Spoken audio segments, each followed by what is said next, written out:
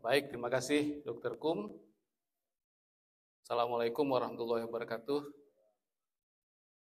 Sebelum saya memulai, izinkan saya seperti biasa menyampaikan pantun sambil menunggu yang lain hadir gitu, Prof. Baik, menyaksikan Jakarta di waktu malam, lampunya gemerlap berlapis-lapis. Terima kasih yang sudah mengucapkan salam. Semoga nanti dapat door prize. Itu. Baik, para guru besar, para sejawat sekalian yang kami hormati, ada 3 hal yang menyebabkan kita nyaman untuk istirahat bobok-bobok siang. Yang pertama, makan siang. Yang kedua, remang-remang. Yang ketiga, dingin. Nah, ini kebetulan ketiga-tiganya ada pada kita. Jadi saya ditugaskan oleh panitia untuk meninambobokkan para sejawat sekalian dengan sebuah cerita klasik hubungan mesra antara sympathetic nervous system dan renin-angiotensin-aldosteron system. Saya mulai. Kepada panitia mohon nanti kalau ada yang pesan bantal leher dan selimut dipersilahkan ya. Nanti kalau sudah selesai akan saya bangunkan. Setiap cerita itu biasanya dimulai dengan once upon a time. Sejak dulu kala pada tubuh manusia terdapat 2 sistem, yaitu sympathetic nervous system dan renin-angiotensin-aldosteron system yang sangat penting mengatur tekanan darah manusia.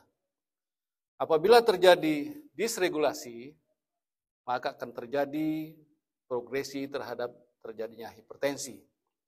Kita belum jelas mana yang laki-laki dan mana yang perempuan di antara 2 sistem ini, nanti kita lihat bersama. Kalau sympathetic nervous system, dia melalui alfa dan beta adrenergic receptor itu berpengaruh pada peningkatan heart rate dan kemudian kontraktivitas dari jantung.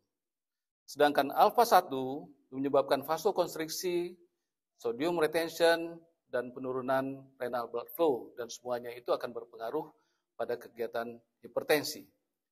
Sementara RAS itu mengatur tekanan darah dengan melepas renin, ya, yang dapat mempengaruhi A1 menjadi A2, dan kita ketahui bahwa A2 itu merupakan vasokonstriktor yang kuat, sedangkan aldosteron itu merupakan retensi air dan garam, dan semuanya ini dapat berpengaruh terhadap tekanan darah.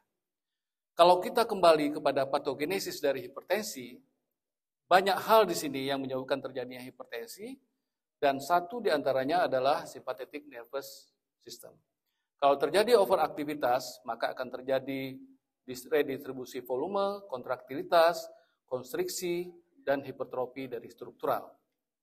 Bagaimana sebetulnya proses yang disebabkan oleh sympathetic nervous system ini? Paling tidak ada 2 hal, yaitu sympathetic nervous activity, dia merangsang untuk pengeluaran renin dari ginjal. Dan kemudian juga mempertinggi resorpsi dari air dan garam. Demikian juga dia tadi seperti kita katakan terjadi vasokonstriksi. Kondisi-kondisi inilah yang dapat menyebabkan hipertensi, dan ternyata dikatakan peranan dari genetik dan sistem imun itu cukup besar. Ya, kalau kita lihat pada gambar ini, meningkatnya angiotensin 2, adanya garam, dan stres kronis, ini berpengaruh pada berbagai genetik, dan akhirnya keluarlah biomarker dari sistem imun, dan akhirnya terjadilah hipertensi. Ini adalah perjalanan dari obat-obat beta blocker sejak tahun 1967 sampai sekarang. Ya, ini kalau kita lihat di sini kita bagi 3, ada generasi pertama, generasi kedua, dan generasi ketiga. Tentunya ini nanti bagaimana, apa bedanya akan dijelaskan lebih lanjut oleh Dr. Pasca nanti. Mari kita lanjutkan dengan RAS inhibition. Ya, ini tadi patogenesisnya. Di sini peranan RAS inhibition, terjadi konstriksi dari fungsional pembuluh darah, kemudian juga terjadi hipertrofi. Dan ini adalah gambar yang biasa kita lihat, ya, bagaimana pengaruh renin merubah angiotensin 1 menjadi angiotensin 2, kemudian di sini juga berpengaruh ke bawah melalui angiotensin 2 reseptor, juga mengeluarkan aldosteron, dan ada faktor bradykinin. Ini adalah contoh RAS dari yang klasik. Sedangkan sekarang itu berkembang apa yang kita sebut sebagai brain RAS pathway. Jadi melalui otak dengan aminopeptidase A dan aminopeptidase N yang menyebabkan perubahan angiotensin 2 menjadi angiotensin 3 dan angiotensin 4. Dan semua angiotensin ini berpengaruh untuk meningkatkan tekanan darah. Ini adalah perjalanan dari RAS inhibitor, mulai dari ACE inhibitor, kemudian ARB, kemudian direct renin inhibitor yang awalnya dulu menjanjikan tetapi sekarang ditarik karena banyak efek samping. Kemudian juga ARNI kita mengenal bersama. Kemudian ada AT1, AT2 reseptor agonis, ini masih dalam penelitian dan juga yang tidak kalah yang kita tunggu-tunggu pentingnya adalah nantinya akan ada anti-RAS vaksin. Ini adalah obat-obat yang selama ini kita kenal, baik kemudian ARB, direct renin inhibitor, dan tidak kalah pentingnya adalah MRA yang tidak terdapat di sini, juga nanti yang akan disampaikan oleh Prof. Saifur Rahman tentang imidapril. Ya. Inilah kira-kira topik pembicaraan kita pada hari ini. Nah, pertanyaannya, apa sebetulnya interaksi antara sympathetic nervous system dan RAS akses? Kalau kita lihat di sini, ternyata ada efek interaksi yang sangat kental di sini. Ya, kalau kita lihat di sini, sympathetic nervous system sendiri mempengaruhi ginjal untuk mengeluarkan renin, sehingga akan timbul proses-proses yang terjadi di ginjal. Kalau kita lihat, mulai dari sodium retention, hypervolemi, wall stiffness, dan akhirnya menyebabkan tekanan darah meningkat. Sebaliknya, dengan adanya iskemik pada ginjal, maka dia akan merangsang afren ini ya untuk meningkatkan aktivitas pengeluaran norepinefrin dan menghambat reuptake dari norepinefrin.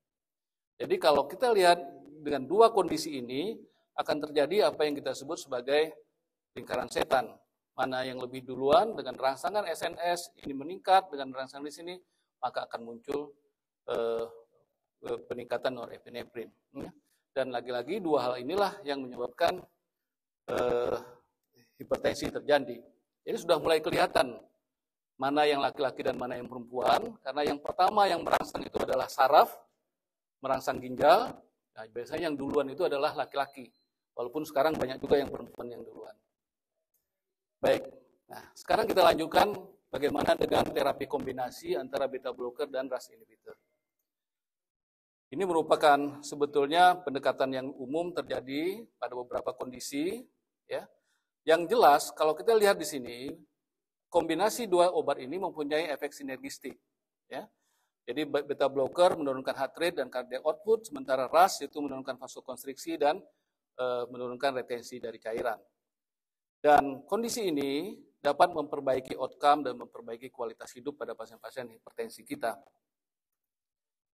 Namun demikian, kalau kita lihat dari berbagai guideline, baik yang ini, kemudian diikuti oleh INASH juga, lalu yang ISH, boleh dikatakan beta blocker itu pada posisi bukan first line terapi.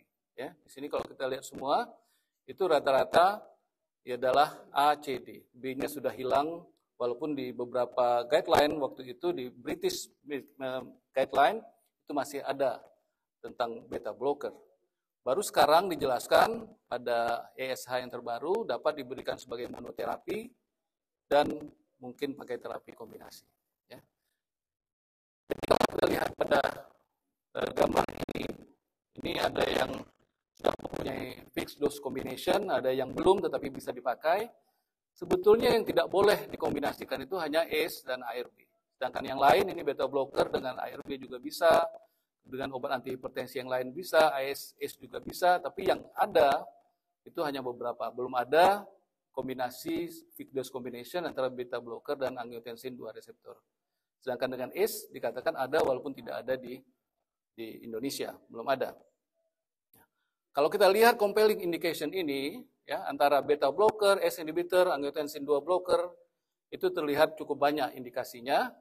Kalau ditambah dengan aldosteron antagonis juga cukup banyak, yaitu pada heart failure, pada heart attack, high CAD risk, dan diabetes mellitus. Ya. Ini adalah indikasinya.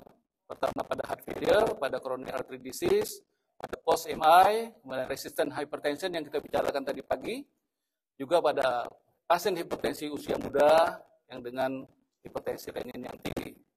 Ini ada beberapa gambaran yang mengatakan kombinasi antara beta blocker dan ACE inhibitor itu sebagian besar memperbaiki prognosis, ya, mulai dari chronic coronary syndrome, kemudian hipertensi dengan high heart rate, dan beberapa hal yang lain. Ini gambaran yang kita jelaskan sedikit.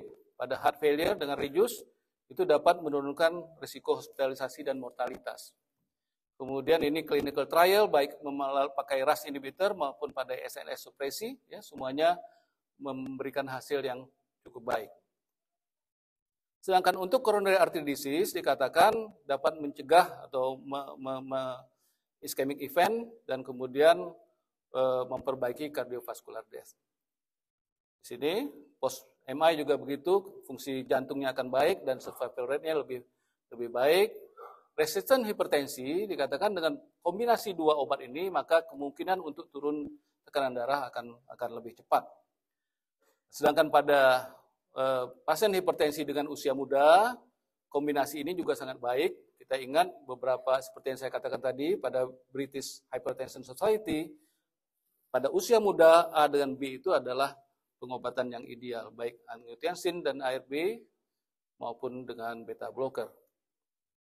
Ini ada penelitian yang cukup menarik yang dilakukan oleh grup Jose Luno di Spain, dikatakan bagaimana kombinasi antara beta blocker dengan RAS pada pasien-pasien hemodialisis.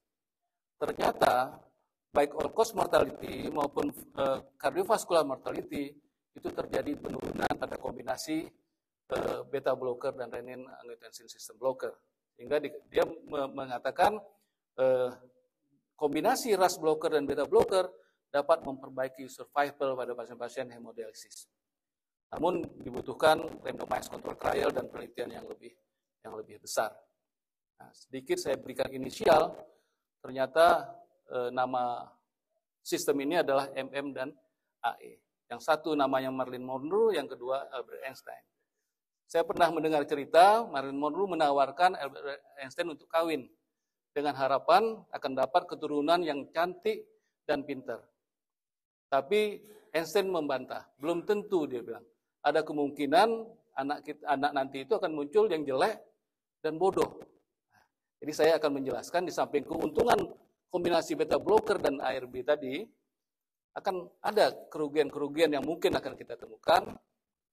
Yang pertama, hipotensi mungkin akan lebih cepat terjadi, resiko hiperkalemi, kita ketahui bahwa semuanya ini mempengaruhi pengeluaran kalium, fungsi ginjal akan semakin cepat jelek, ada bradikardi, karena ada beta blockernya, lemas dan intoleran dari latihan, juga hipoglikemi dikatakan dengan berbagai alasan mungkin terjadi pada pasien diabetes, dan yang tidak kalah pentingnya kita ketahui bersama adalah risiko batuk dan angioedem pada pasien-pasien yang diberikan bersama ACE inhibitor.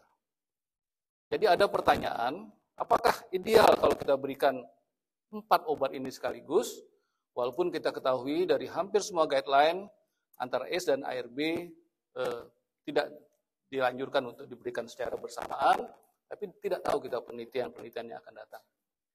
Sebagai kesimpulan bahwa kita sudah menjelaskan bagaimana eratnya hubungan antara beta blocker dengan RAS inhibition, dan kalau dia terjadi dysregulasi oleh berbagai alasan, maka akan terjadi pengembangan hipertensi dan progresinya. Dan dikatakan adalah hubungan yang erat antara NSS dan RAS ini itu merupakan lingkaran setan antara vasokonstriksi, sodium retention, dan peningkatan tekanan darah. Jadi dapat dipertimbangkan untuk kombinasi beta blocker dan RAS inhibitor ini pada berbagai pasien seperti pada heart failure, CAD, post-MI, resistant hypertension, dan pada pasien-pasien hipertensi usia muda. Yang terakhir, ini adalah 4 orang cucu saya. Yang paling besar gambarnya adalah yang di sini. Ternyata ini yang paling muda. Beda antara di sini dan yang di atas ini 8 tahun, Prof. Tapi ternyata yang lebih besar yang paling awal. Demikianlah kalau kita memandang sesuatu, sangat erat hubungannya dengan sudut pandang dan jarak. Nanti Prof. Saipur dan Dr. Pasca akan menjelaskan lebih dekat bagaimana kiprah dari beta blocker dan RAS inhibition. Terima kasih. Assalamualaikum warahmatullahi wabarakatuh.